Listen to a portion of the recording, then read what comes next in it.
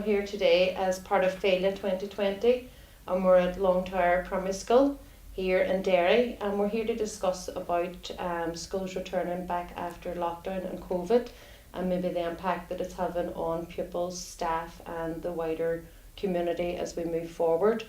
My name's Aileen McGuinness. I'm here from Bogside Brandywell Health Forum, and we have with us today Karen Mullen, who's the Vice Chair of the Education Committee, and Sinn Féin MLA. And we also have Martine Mulhern, who is Principal of St Cecilia's College here in Derry, and Joyce Logue, who is Principal of Longtower Primary School, and recently appointed by Minister Peter Weir to the panel to investigate and report on educational underachievement and links to deprivation. So today we have a few things that we would like to discuss. We'll start off with, while everyone agrees it's best outcome for children and young people to be back in school from September, how can this be done safely, and what a post-COVID teaching would look like for your schools? Joyce, do you want to go first? Yeah, I'd just like to start by saying that we really welcome the opportunity to have our children back. I mean, as you see in here today, a school's not a school without children. But there are lots of measures have to be put in place. As you would know, sanitising equipment needs to be in every classroom, at every entrance to every school. We have to think about bringing children back in, staggering them in, staggering times in. We have to, we've just put out a letter this weekend after the Minister's announcement about schools not returning or returning without social distancing. So our children now will be returning in class bubbles, and to make that possible, they'll not be bringing in personal equipment from home, just a clear pencil case, no school bags. And this is all very minor information, but information that's really important to parents. Canteen dinners will be served in classrooms. Classes will be kept to children in each class will be kept separate from every other classroom. Playtimes will be different. It'll be a very different experience for children. Probably, a very worrying experience for children, because you'll have brothers and sisters in other classes, and children, naturally, while we will do everything in our power to keep social distancing within the class bubbles, there will be times when a P1 child will see its P5 sibling and want to run to it, and we will do our best to minimise any interaction, but it won't be 100% secure, and I think we have to be honest about that at the outset. Definitely. Thank you, Joyce. And Martina, for yourselves, being a secondary school and the way pupils would move around classes and that kind of stuff, what measures have you put in place? A lot of the same measures that Joyce is actually talking about. We have, of course, we have children from the ages of 12 right through to 19. And once you reach year 4 or fourth years, then they would have options and choices. So not every child in the one class would be following the same timetable. So we will be operating bubble systems for our first years, our second years and our third years. So they will come in to their class group and they will actually stay in the same classroom all day. And their teachers will actually come to them. So that's a complete change for both the children and for our teachers. Up the school then, with the more senior girls, then there will be movement as they move to their subject choices. So obviously that's going to create potential difficulties for us in the school, but nothing that we haven't thought out, and nothing that I don't think we're going to be able to handle. I think it's really, really important at this stage that everyone recognises we really have to work together. Teachers can't do this on their own, parents can't do it on their own, children can't do it on their own. We really are going to have to work with everyone together to make sure that we try and keep each other safe. For me, in bringing our children and our staff back to school, it's really important that everyone feels safe. Because if they don't feel safe, then we're not going anywhere. It's the very first thing that has to be kind of satisfied in order for any learning to take place. And all of the principals in the school will be working or in this area will be working really hard to make sure that that's what happens. And that means communicating with our staff and asking them, how can we help make you feel safe? What do we need to put in place over and above the things that Joyce has already spoken about to help you feel safe? And we have to do that with our children, our families as well, because I would recognise that some of our families will have been in quite a total nearly isolation, maybe from March. Other families have been more outgoing. So our children and families are coming from different experiences, and we will have to meet our families and our staff wherever they're at and put measures in place that allow them to feel safe. And that'll be in keeping with the minister, and hopefully we'll have good, robust, consistent advice on Wednesday or Thursday whenever that comes out. We have the added difficulties, I suppose, around transport, because although we're going to create bubbles for our first to third years in school, if we have to use public transport. 75% of our children would come to school by bus. And there's first years to sixth years on the bus on the way in, and then they'll be broken up then to go into their different year groups.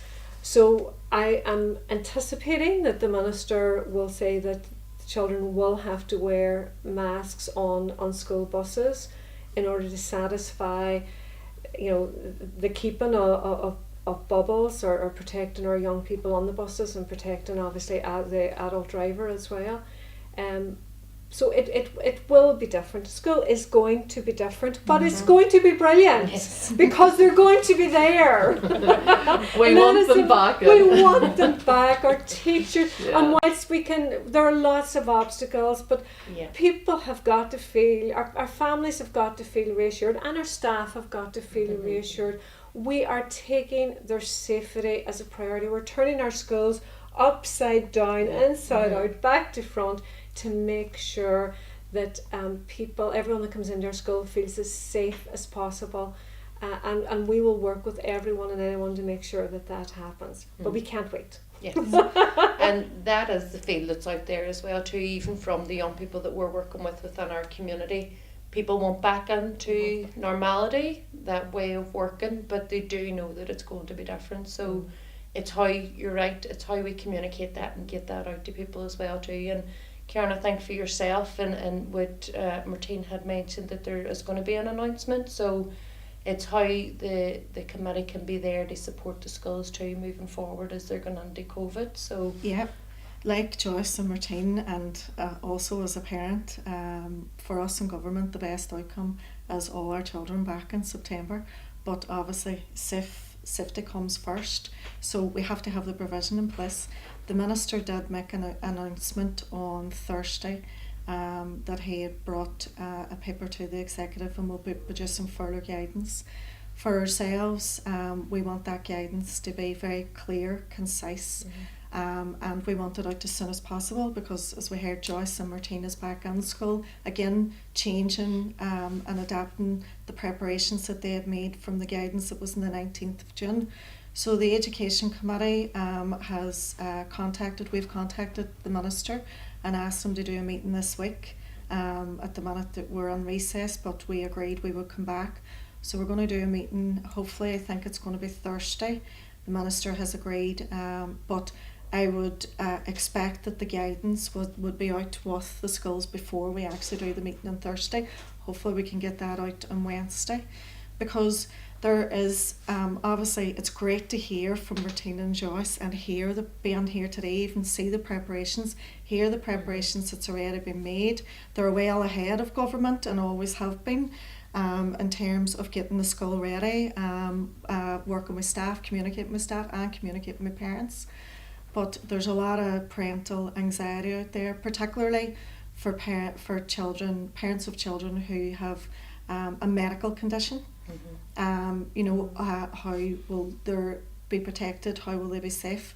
I've wrote to the minister and asked him to carry out individual risk assessments on each individual assessments on each of the children, and work very closely with those parents, because you may be looking, well, we do know we'll be looking at extra classroom assistance, maybe extra help and support from health and medical to be coming in, and plus advising and all of that.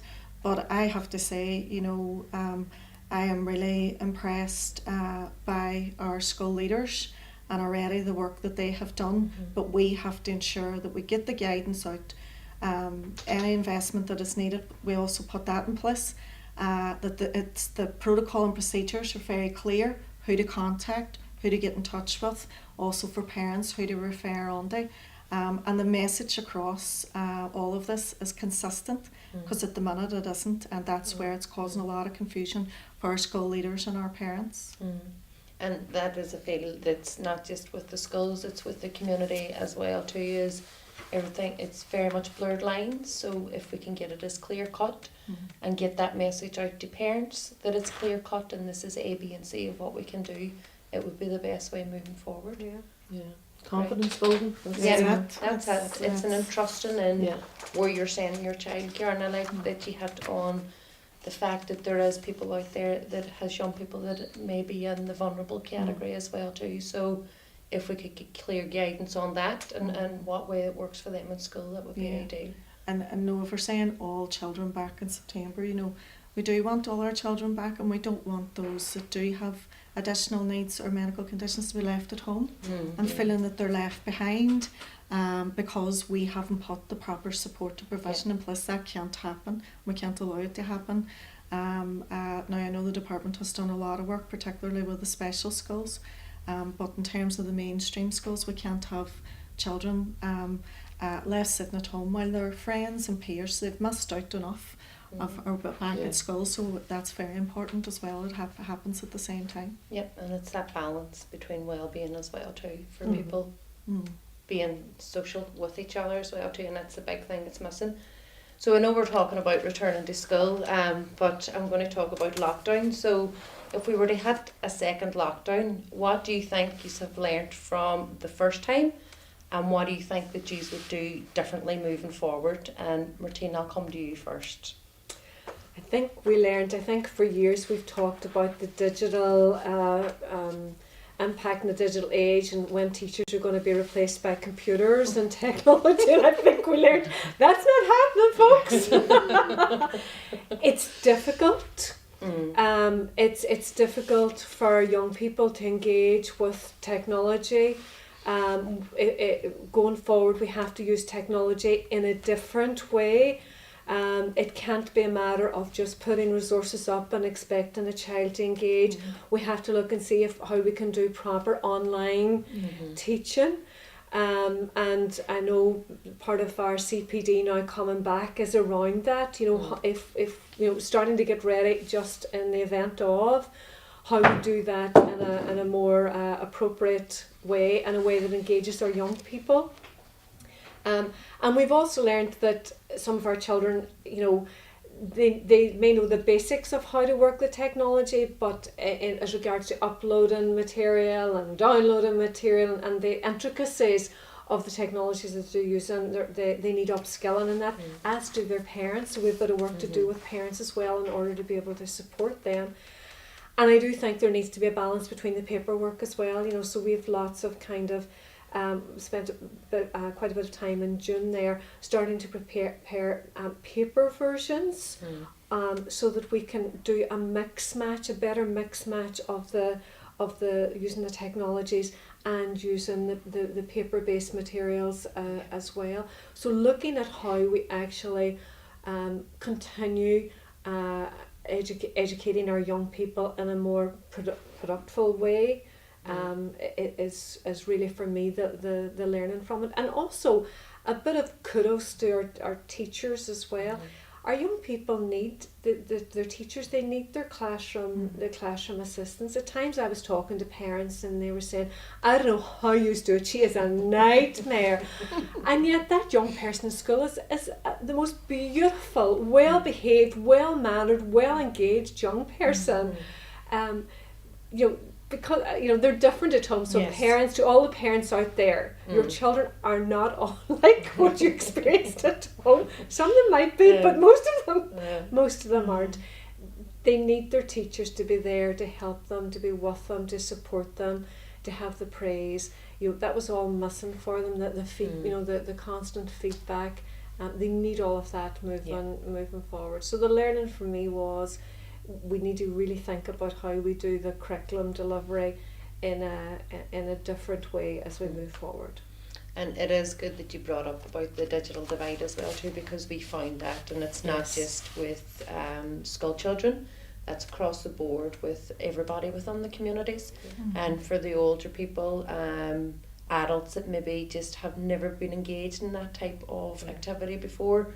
So it's how as society that we turn that around and see how we can address that as well too. So Karen, if you would take note, I think that's a good point for the community to be going forward with. Vitally important, Aileen, and I suppose at the very start of this, and coming, I suppose, from my background, working with schools in the community background, right at when this had to march, it was the first thing that I asked the minister in the chamber of the assembly, because we know the needs, and we knew how it was going to impact children who are most disadvantaged, and we were very concerned about that. And I only needed to send an email, and within, I think, 3 minutes, Martine Mulhern had answered me, yes, we need laptops, this is how many we need, because the schools knew. So I suppose locally in the city, I had done a wee bit of a campaign along with the post-primary principals, and then others got involved whilst we were continuing to put pressure on the minister and the department to quickly provide the schools with what was needed in relation to devices.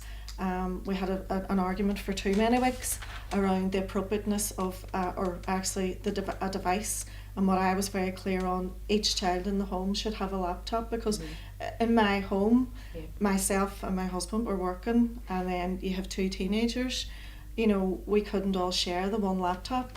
They couldn't do their schoolwork off the phone. And we've seen that throughout homes, and then we just had homes that didn't have anything and they just had the phone.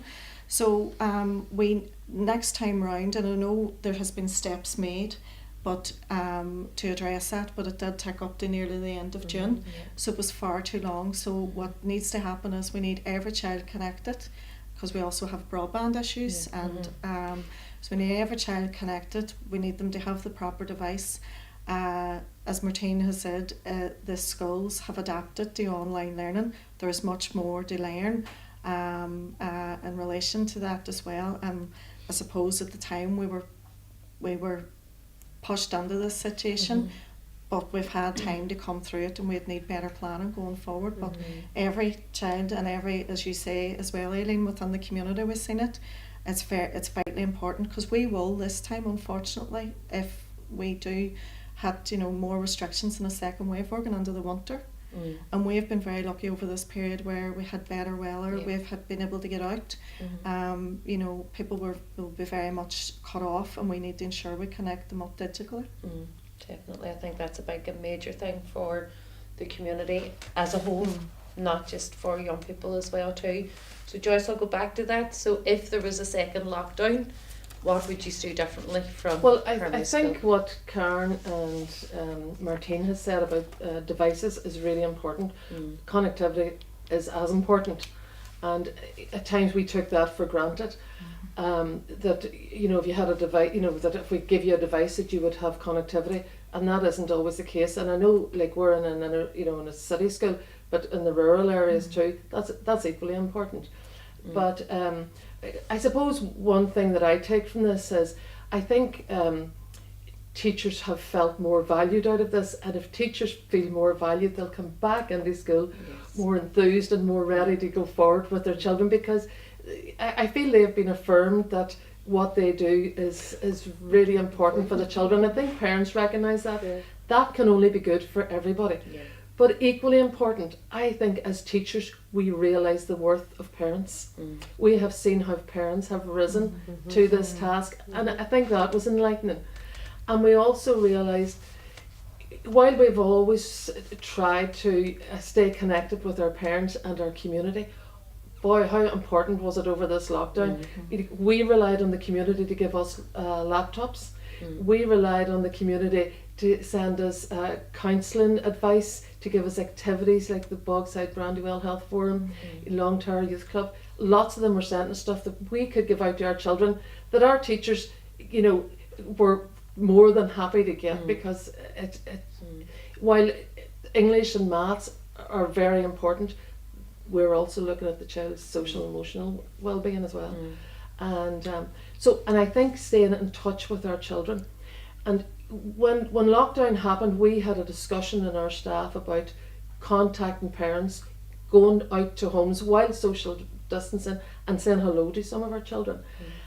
And there was a bit of a discussion around, would parents want us? Would parents feel, are they only down for a nosy, or what are they? And we didn't find that at all. We did keep in touch with our children, and as far as possible we tried to speak to our children. And it was very affirming for everybody, you know, and we found the children were delighted to hear us, and we were delighted to hear the youngsters.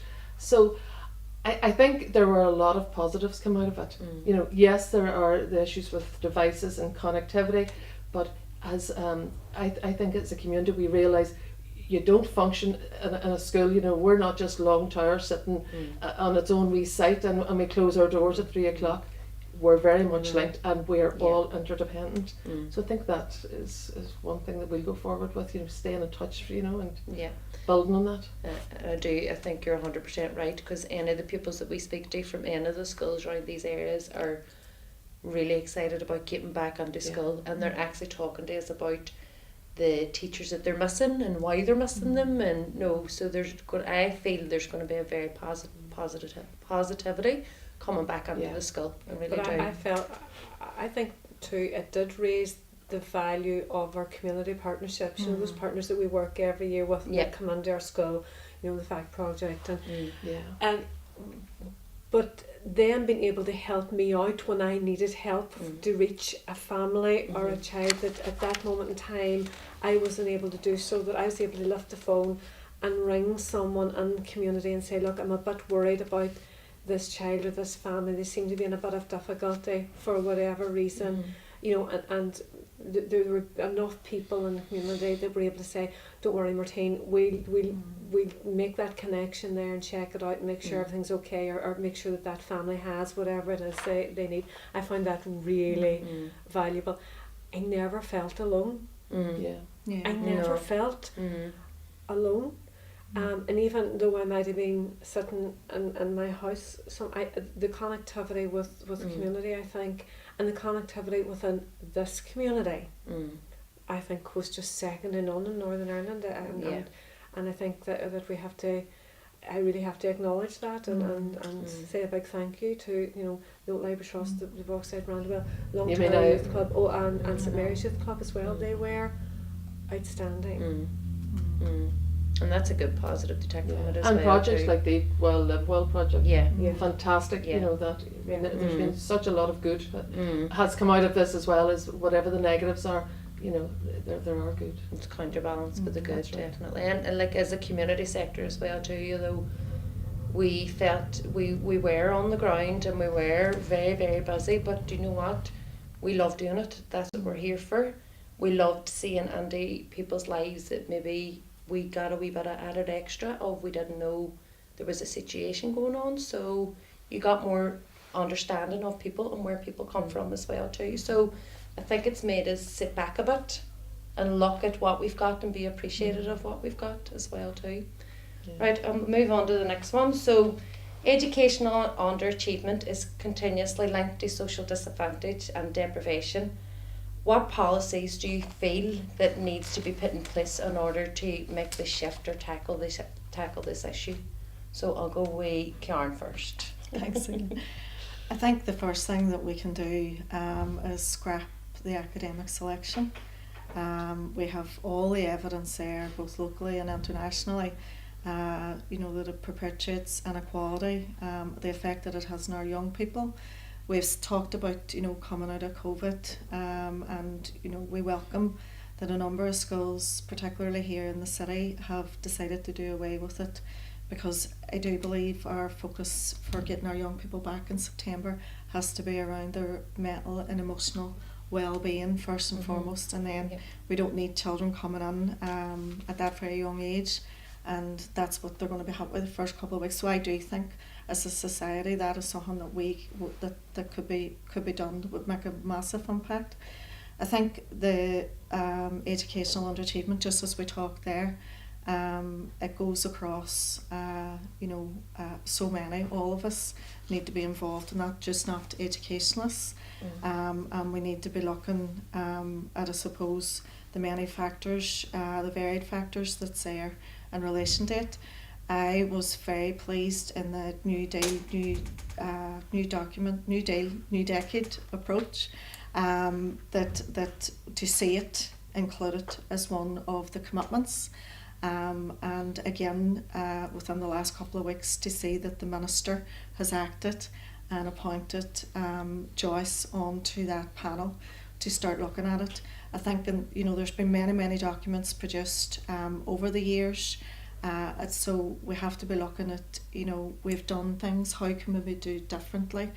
It needs to be more than programmes, and it needs to be, we need to see greater resources aligned it as well. Going forward, we need to really take it serious. We need to put the investment in that is there. We've come through, unfortunately, 10 years of austerity, and our education budget was continuously stripped. So we need to see that investment come in. We also, I suppose, for ourselves in relation to government, we need an anti-poverty strategy, and we need that immediately. Obviously, a lot of our work has been delayed with COVID, but we need to pick these things up and we need to run with them. We need government departments to be working together, not to be working in silos, and very much along the ethos of what we have all signed up to around co-design in relation to that. Yeah, that's great, Carol. Thank you. Martina, I'll let you come in on that, and then we'll finish with Joyce. The expert. As well, too. I actually agree with everything that Karen has said. I suppose primary concern for me is academic selection. I think that should be one of the priorities in moving forward, is to allow our young people to move to schools that best suit their needs, to do it in a different way, where everyone can maintain their self-esteem and self-confidence, and people not working towards an exam but working towards actually fulfilling their own potential. I'm also a big believer in early intervention, and that's where the finances come in. I really do believe, and I have a child myself who had special needs, who I'm just saying will be graduating sometime soon, and I look at the interventions that I was able to put in as an educationalist myself, and think that every single child in Northern Ireland deserves what I was able to do for her with my resources. And I really do believe that we need to do that from nursery school, primary school, that when there are issues that are identified, whether that's speech and language, whether it's literacy, whether it's numeracy, as soon as we pick up that a child might be dyslexic, that there's that there are interventions put in place immediately. But that requires staff, it requires finance. But if we're really going to make a difference, then that is where the intervention has to be. I mean, I have 15 trained dyslexic specialists in our school, and we do the very best that we can.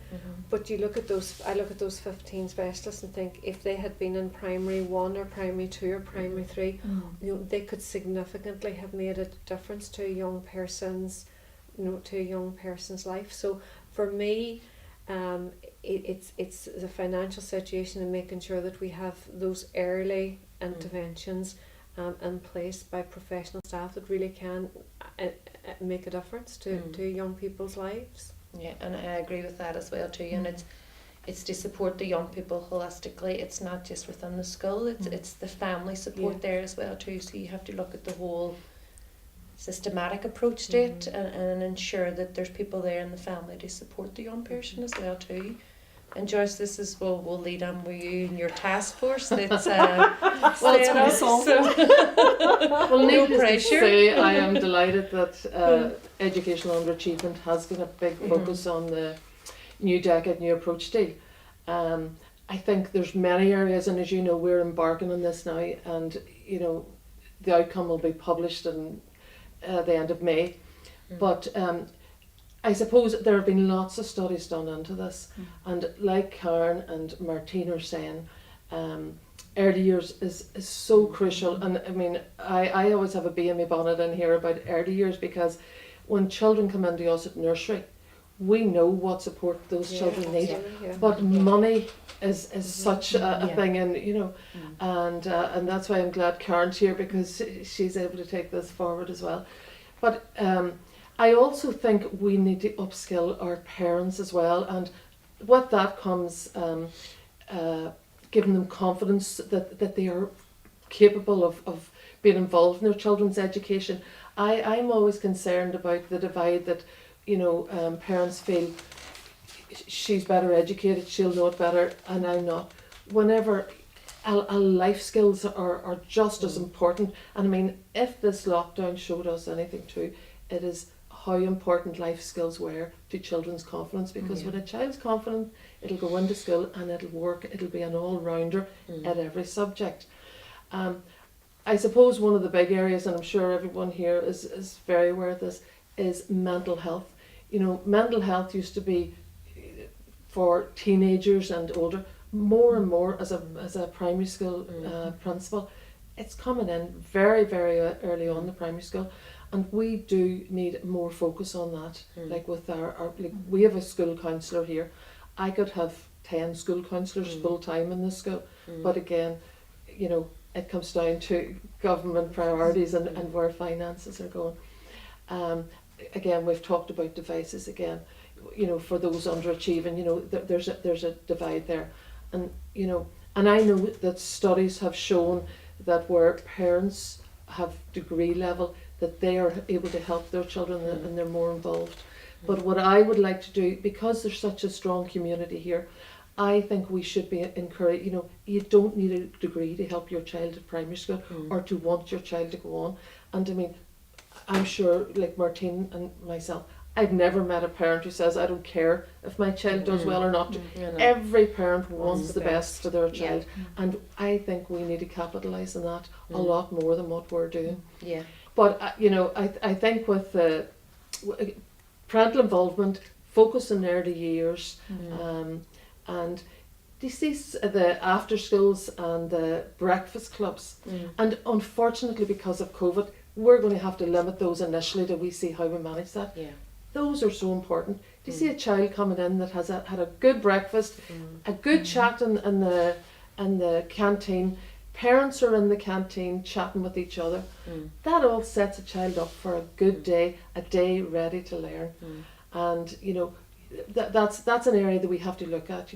What is working in our schools, and what could money be better spent on? Because let's be realistic, there's a limit to how much money can be put. We can put out a big order and say I want money for this, that and the other, but hopefully what we will narrow it down to is what works best, where can we prioritise money so that it has the best impact on our children. And the other thing about underachievement, and underachievement is seen as being in a certain area. I would imagine that there wouldn't be a school in Derry or Northern Ireland that there isn't underachievement. And so we have to look at the broader picture of underachievement and why our children are underachieving. The panel that I am part of, we have a lot of work ahead of us.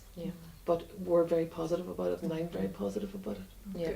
And we're looking forward to see the outcomes Yeah. of that too as well, Joyce, because Yeah. it is, you're right in what you said, Karen. It's good that they've started looking at this and taking it serious and saying, right, we need to zone into what the actual problem is here, do? and what can we And do. there, a lot of work has been done in it. Yeah. But this is to focus it on what works out of all that. Drill it down. And action. Yeah. Definitely. Just you had mentioned mental health there, Joyce, as well too, and it's a big thing for us at Bogside and Brandywell Health Forum. That's right. You know yourself that we're looking to start off the talks in and around trauma informed and how we become a trauma informed community, because we see that mental health is a major issue across the board, so underfunded. Ourselves, we have to fundraise to get any type of mental health support as well too. So Is there anything that you think that we could do as the schools community, and with yourself, Karen, with the committees that we could do together to support people with mental health, or anything that we should improve on? I think good communication, which we already have, Aileen, you know, it's working together. I think the days of isolation are over. It is all departments, health, education, social services, even transport for taking children. I think it is working together, getting around the table and saying, what do we need? And you know, it may be different in other schools, there'll be lots of similar strands, but it may be different for certain groups of children. And I think communication is key. Starting that off, starting point. Martine, do you want to come on that? Just I would agree with Joyce. It is about communication. I think it probably is drilling down. You see those early interventions again. Yes. You know, drilling down. I think it's, if someone asked me what's the biggest change I have seen as a teacher, and I'm teaching 33 years. I know I look as if I'm teaching 23 years. You do, Martine. You do. But it was something when we started teaching, and I started teaching, I can't speak for Joyce, she's a lot younger than me, that you came across now and again, you know, in a year group, whereas now it's every single day, and it's every single age of student in a secondary school. And then when I talk to my primary partners, they're talking about the children in their schools. So it is about prioritising it, and prioritising it at an early age, and you know, developing those resilience skills, and developing understanding of how a person's feeling. And some of those feelings are very normal and natural, because we all do this roller coaster. So it is about educating our young people, and a lot of times it is about involving our community groups to help us with that. Sometimes, I know you're not going to believe this, sometimes our kids don't actually listen to what we're saying, because it's just the teacher says, a bit like your mama, when your children are young, it doesn't matter what you say as a mammy, the teacher says, you know. And sometimes when our children get used to hearing us all the time, there they go again, you know, the teacher says. And it's when someone else comes into, you know, from the community, that they actually sit up and say, oh, that's someone from our youth club. You know, I think the youth services are fantastic at this as well. That's someone from our youth club. And they don't just say things for the sake of saying it, or because it's what they have to say, or they have to teach us to say. So I do think the community have a big role to play in helping us do that properly. Yeah, definitely. And Karen, from Stormont's point of view as well too, because I know they have the new Siobhan O'Neill up there now to look at mental health and what acts can be done, and Siobhan would be a big passionate pusher of trauma informed as well too. So what from your side of things is going to support us as in communities and schools? I suppose for myself, I'm obviously very lucky that before this role as a community worker, very grounded within the community. And just on what Joyce and Martine said, you know, I am very much of the model schools, families, and community connected, and that partnership model of working together. I suppose here in Triax we are very lucky, and have been for many years. Aileen, yourselves, the health forum, have worked very closely with schools. And just what Martine said, you know, many years ago we recognised that you know, the importance of working close with the community and the schools, of youth workers and community workers being in the schools, or maybe being based in schools, particularly the post-primary schools, engaging those young people, because it wasn't just the young person, it was also their family, and the community could do that. So the community can very much look at the family as a whole, support services for the mother, support services for maybe younger children or whatever was going on in the family home, and for many years this community has been doing it, and very much with the leadership that we have here in this area is very strong. So for me, in relation to this role now, it's looking at those models that work, looking at how we can continue to invest and grow in those, but then expand them out into other areas that aren't lucky enough to have the community, the strong community capacity that we have here. I am a very strong advocate for Sure Start and Nurture. Have seen the benefits for many years, and as Martina and Joyce said, it's that early intervention, getting in very early, supporting the parent when the child, even before birth, supporting that parent, and then building those relationships and confidence in both the children and the parent, bringing them through school. But also then for our schools, that when they do recognise that there is issues there, that they can tap in and get the support very early on. That I suppose in my role now as the party's education spokesperson, I see a lot of parents come to me for support when the schools have exhausted every avenue around special education needs and they've went through it. Parents should never have to come to a politician to support them, but we do get a lot of that. Parents coming through, and we do support them through that. And obviously for the last number of years we have been highlighting and working on that, so that the right support is there, but also that the investment is there. But again, it's getting on early, not waiting to primary 6 or primary 7 they're leaving. They've fallen so far behind. We're talking about underachievement, and the snowball just keeps building. So starting early, working with those partnerships, ensuring the investment is there, that it's targeted, not one size fits all. But again, I think that schools shouldn't be doing it in isolation, government shouldn't be doing it in isolation, and communities shouldn't. We should all come together. And I suppose the child, the young person and the family is at the centre of everything we do. That's great. Has anybody got anything else that they'd like to add at this stage? No? I suppose just finishing on that, Aileen, there's a number of now priorities going forward, and there is commitments there, and there's going to be things looked at by the Education Minister and the Department around investing in mental health and wellbeing, underachievement. They're reviewing extended schools, and obviously before COVID had happened, and our party had very much been pushing them to ensure that everything that they do is co-design. So it's co-design with the community, co-design with the schools, and that we don't see that it's just another programme or project put out onto people. So it's very important that anything that we do we do it together. And I suppose on our part we will be pushing that from the start to ensure that everybody is involved in co-design, not just the rollout of it. I think that's really important. And from our school point of view, you'd love to see more services even within school. That it's very visible when you walk into school, the support.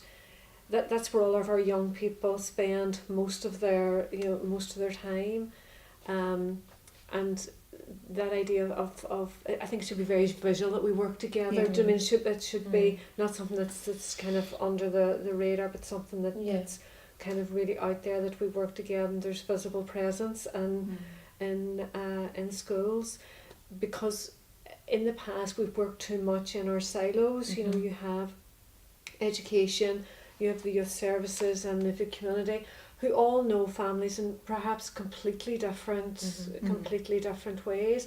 And maybe it's you have a child who is creating a lot of difficulty in school, or they're having difficulty accessing the curriculum, and community knows a piece of the story, and social services know a piece of the story, all these different. Yet when everyone comes together and the jigsaw's complete, it's only then that we really can work together to help that child, because that's what we want to do. We want to make sure that every single child has the very best chance of success. Yet they're all very, very different. And so they will require different services at different times, or they will require different interventions at different times, and to have that all built around the child, I think would be incredible. There's nothing worse than a child feeling that they have to leave your school to go somewhere else, or to access intervention somewhere else. You want them on site, and I suppose one of even the difficulties I have is that the nurture program that is working fantastically well in some of our primary schools. Some of those young people are coming through to us, and yet suddenly they're being taken from having this nurture program to, secondary schools that don't have something that's similar, and I think it's really important that we find that space and the staff as well to allow that to happen. Yeah. That I love the way the co-design. I love that phrase. To co-design and to have those co-interventions for, and it is about family, and it is about nurturing family so that the children within the family can reach their full potential. Yeah, and I have to say as well too, coming from the community sector and especially working in this area as well too, is Karen, you worked in the community here. We all work very, very closely with each other, and it's a good model of practice rolling forward. We don't just go on and say we have this program, we want to run it out in your school. We speak with the school, we speak with the pupils before we design or do anything, and it's that, as you saying, Karen, the co-production of doing that as well too is immense to this area. I think more than ever now that we're coming back to school and we're not sure if there's a lockdown or not, more than ever we really need to work together because we don't know what we're going back to. Yeah. We think we have all the answers, Well, we know we and don't. we are trying to look at all the haven't. answers, but we don't have all the answers. And you're out working in the community, Karen, you're hearing stuff that we won't hear, and it is crucial that we work together and we move gently forward and take our young people with us and ensure that together there's strength. I suppose life has changed for us all, and we don't know when it will go back to what was normal.